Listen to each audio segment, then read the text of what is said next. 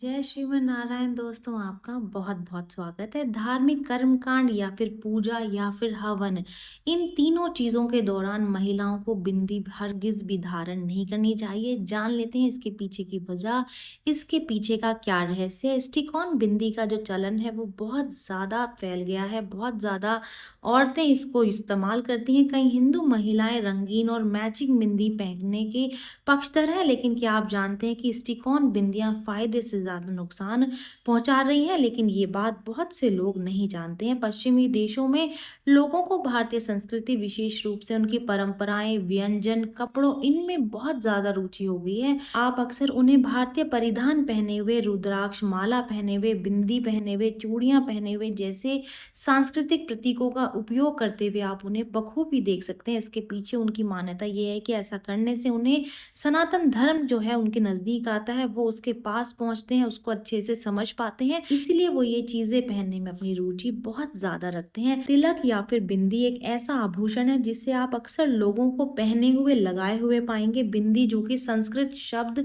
बिंदु से लिया गया है और हिंदू धर्म में 16 श्रृंगार का एक पवित्र हिस्सा माना जाता है। इसे तीसरी आंख के ठीक स्थान पर लगाया जाता है, पहना जाता है। ऐसा माना जाता है कि पुरुषों के लिए तिलक और महिलाओं के लिए बिंदी उनके तीसरे नेत्र, जिसे आज्ञा चक्र कहा जाता है, उसको सक्रिय करने यानी कि उन्हें सकारात्मक ऊर्जा से घेरती है। इसके अलावा हिंदू महिलाएं अपने 16 श्रृंगार के हिस्से के रूप में बिंदी लगाती हैं, जो उन्हें शक्ति का प्रतीक भी बताया गया है।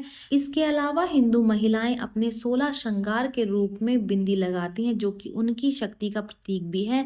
प्राचीन परंपराओं के अनुसार बिंदी पहनने से सिर्फ सजावट होने से कहीं अधिक महत्वपूर्ण उद्देश्य पूरा होता है और महिलाओं के शरीर के भीतर विभिन्न चक्रों और उनके आसपास बनी ऊर्जा को संतुलित करने में ये मदद करती रहती हैं। एक परंपरा बिंदी यानी कि कुमकुम बाहों के बीच में तीसरे नेत्र वाले स्थान पर लगाई जाती है। ये बिंदु तीसरे नेत्र चक्र और आज्ञा चक्र का भी प्रतिनिधित्व करती है। इसे शरीर में सबसे महत्वपूर्ण स्थान माना जाता है। ये बिंदु तीन प्रमुख नाड़ियां यानी कि इड़ा, पिंगला और सुषुम्ना का प्रतिच्छेदन है। तो चलिए जान लेते हैं कि थर्ड आई चक्र का स्थान क्या है।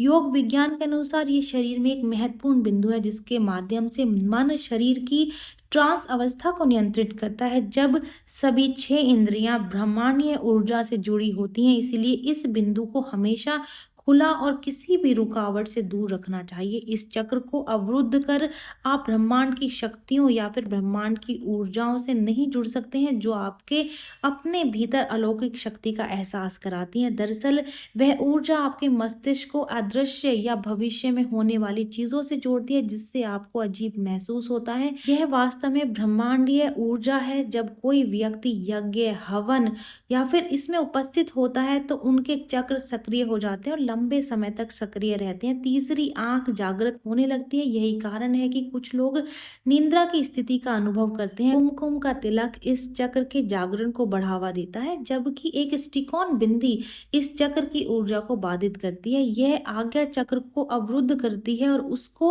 अपने आसपास की ब्रह्मांडीय ऊर्जा से जुड़ने नहीं देती। यही कारण है कि कुछ लोग अक्सर निद्रा की अवस्था प्राप्त करने और मन की शांति पाने में असफल हो जाते हैं।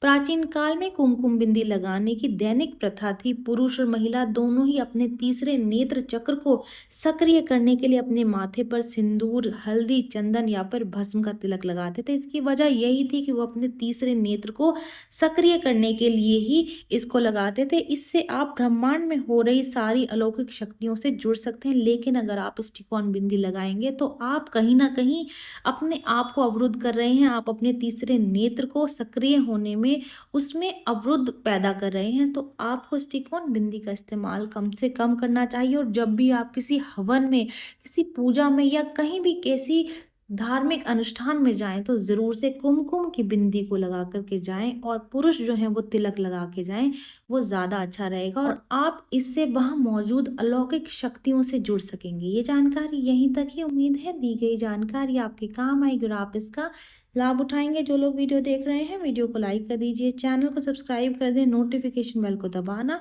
बिल्कुल भी ना भूलें, क्योंकि यहाँ पर इस तरीके की महत्वपूर्ण जानकारियाँ मिलती रहती हैं। तो चलिए मिलते हैं नई वीडियो में नई जानकारी के साथ। जय श्रीमन नारायण दोस्तों, जय श्री कृष्ण।